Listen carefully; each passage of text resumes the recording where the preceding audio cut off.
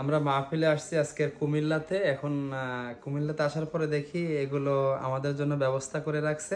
আমরা এই সম্পর্কে জানতে চাচ্ছিলাম প্রিয় শায়েখ আব্দুল্লাহ বিন ইরশাদ ভাইয়ের কাছে, যে আসলে এই সম্পর্কে আপনি কিছু বলেন। আসসালামু আলাইকুম রহমতুল্লাহ।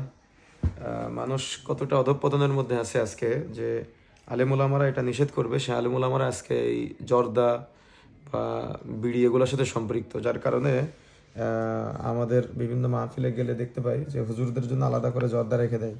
তো এই খয়ের জর্দা এগুলো আজকে আমাদের জন্য এখানে ব্যবস্থা হয়েছে, কিন্তু তারা তো জানে না যে এগুলো যে হারাম। আমরা যে এগুলোর বিরুদ্ধে কঠিন বক্তব্য দিয়ে থাকি। রাসূলুল্লাহ সাল্লাল্লাহু আলাইহি সাল্লাম বলেছেন যে সালাসাতুন কদ হারামাল্লাহু আলাইহিমুল জান্নাহ, তিন শ্রেণীর ব্যক্তির উপরে জান্নাত হারাম। তার মধ্যে এক নম্বর হলো মুদমিনুল খামর, যে ব্যক্তি নেশা জাতীয় দ্রব্য সেবন করবে তার জন্য জান্নাত হারাম।